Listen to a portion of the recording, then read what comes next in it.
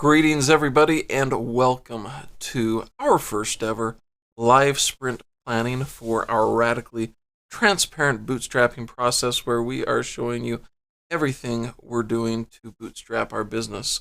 Right now, as you're aware, we are focused on brand development. And so we are walking step by step through how to bootstrap a brand. And this day being our sprint planning, basically what we want to talk about is the things that we need to do this week to stay on track in the development of our brand.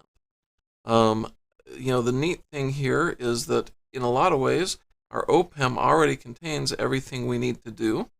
And because we've highlighted, or because we're on track last week, we don't have to talk about a lot of revision to our plan for our sprint planning today.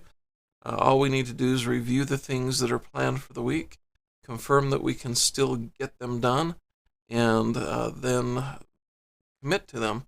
So the first thing we've got this week is in the realm of planning. Austin, what are we doing with regards to planning this week? Well, this week we are continuing to work on decomposing our activities and our tasks so that we might all have a full plan in reality. Now, when we talk about decomposing them, what do we need to decompose them down into? Well, we need to decompose our key deliverables into tasks that take a fraction of a sprint. So maybe like 2 or 3 days instead of a whole week, a whole month, a whole so on and so forth. That is correct. Now, the next thing that we have on our list this week is to move on to our mission and vision activity, or continue our mission and vision, in particular, doing some work on our ideal customer personas and character sheets. Austin, tell us about that. Well, with the customer sheets, we thought it would be a good idea to kind of work on our own little customer sheet and also tie it back in a sense to D&D, since we are a little bit about building a story or a comic. We kind of thought it would be nice to make our characters in a way that we can know who they are and see what they're like on one page. Okay, that's true. There's also one other task there that we need to make sure we're focusing in on the 2 or 3 customers that are the most sense for our business, and then also make sure we're organize them in an ABC priority based on characteristics like how profitable they are, the size of the market, those types of things. And then we also have identity transformation work to do this week. Austin, tell us about the identity transformation. So what we want to do is we want to focus on asking what the five whats. Basically, what do they want? Okay. Or the 5 whys, not the 5 whats. Yeah. And 5 whys really means that we're going to ask, okay, what is it that they want? What does our customer want? And then we're going to ask, why do they want it? And when we answer that, we're going to ask, well, why do they want that? And then why do they want that? And why do they want that? And why do they want that? Until we have really drilled into and got down to a deep level about why they want that. And I'll tell you a funny story about this. If we go back in time several decades, we won't talk about how many. I had this high school paper, might even been a junior high paper I had to write about what was the most important thing in the world, what had the most broad impact on the world, or something like that. I forget the topic. Mm-hmm. Anyway, I wrote about my motorcycle. That was the thing that had the most impact on the world. And my dad kind of looked at me. He's like, "You're a dork. Let's decompose this." There's that word. Let's decompose this and think about this. If the motorcycle's a great invention, well, then you might want to take a step back and ask,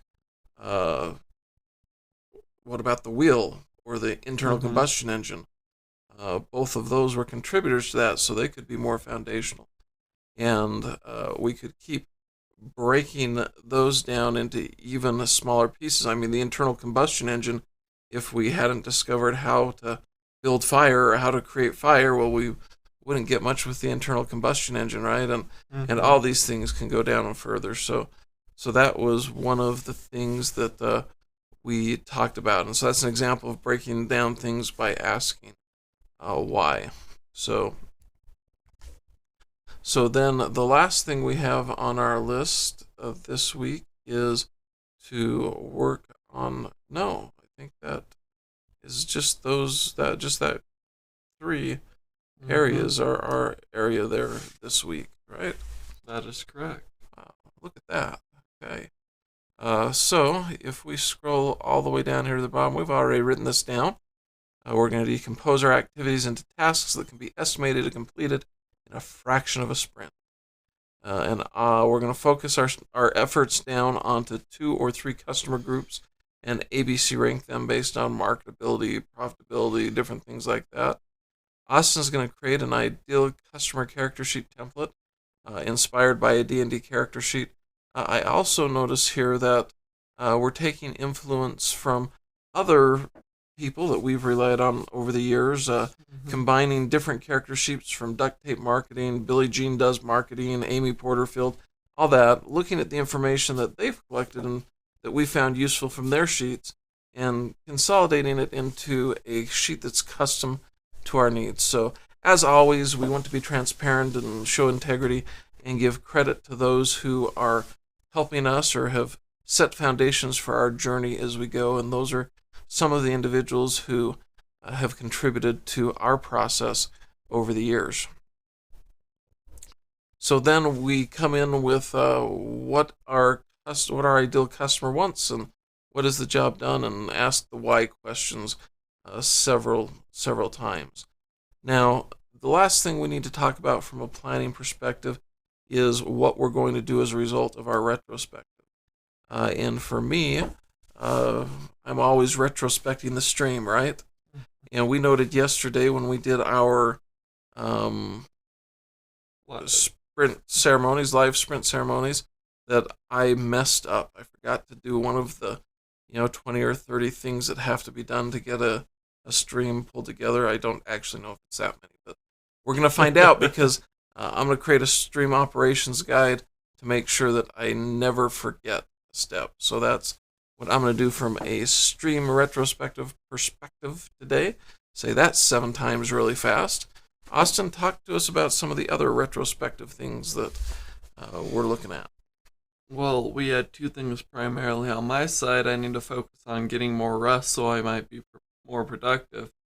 And the other thing is collaborating. We need to collaborate because we need to get our ideas out. Primarily, we'll end up collaborating on the OPEM, but even outside of the OPEM, there might be tasks that one of us know more than the other about, so we can help there and help the other move forward. Okay, so more collaboration. Awesome. So that is our plan for the week, and pray for us or do whatever you do to help us get through all the things we got to do. We appreciate your support and are excited to work with you, even though Austin is yawning. He really is excited. He's just also exhausted. So, Austin, anything else you want to say before we wrap up today? Just I hope you all enjoy your guys' day. Awesome. Have a good day, everybody. We'll catch you tomorrow morning on our next live scrum or live stand-up. That will take place at 5:45 Mountain Time tomorrow. Thank you.